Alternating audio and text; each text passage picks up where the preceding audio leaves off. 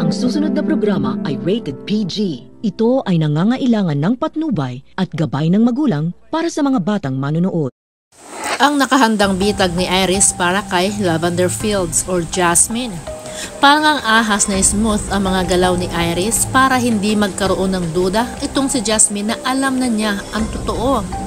Dahil nga nang magkahinala itong si Iris na si Jasmine at Lavender ay iisa, ay pinaimbestigahan niya nga ito kay Harry at nakuha nga nito ang mga impormasyon na nagpapatunay na ito talaga si Jasmine. Ayaw nga itong paniwalaan ni Iris pero lahat nga ng imbestiga nito ni Harry ay siya talaga si Jasmine. Lalo na nang makuha ni Harry ang mga nakalap na impormasyon at fingerprint nito mula sa mga pulis. Samantalang, naglagay nga ng recorder itong si Aster Fields sa bag ni Heather. Yan, para malaman ito kung ano ang nangyari kay Marigold sa mga kamay ng mga Benavides. At ang hindi pagkatahimik ng konsensya nito ni Heather ang nagpahamak sa kanilang mag-ama. Dahil bawat minuto nga ay pinakikinggan niya ni Aster ang pag-uusap ng mag-ama at dito nga nabulgar ang lihim na matagal na nilang itinatagong mag-ama. Ayan kung papaano namatay si Marigold. So ito na. At ito nga si Vito ang nagdispatcha ng katawan ng anak ni Aster. Kaya ngayon, alam na ni Aster ang totoo sa nangyari kay Marigold. Ito na ba ang katapusan ni Heather? Yan.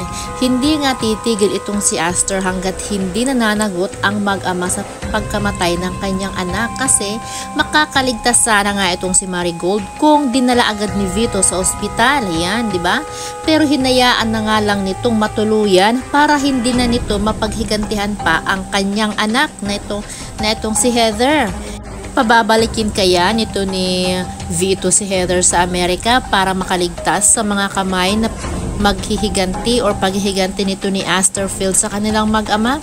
Kasi mayaman din itong si Aster Fields, hindi niya hahayaan na makaligtas itong mag-amang ito. Kaya lang ito ang si Vito ay makapangyarihan.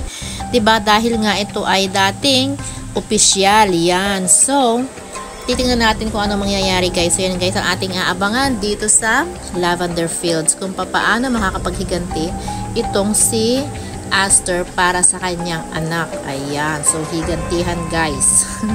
So maraming salamat sa inyong pakikinig at bye for right now.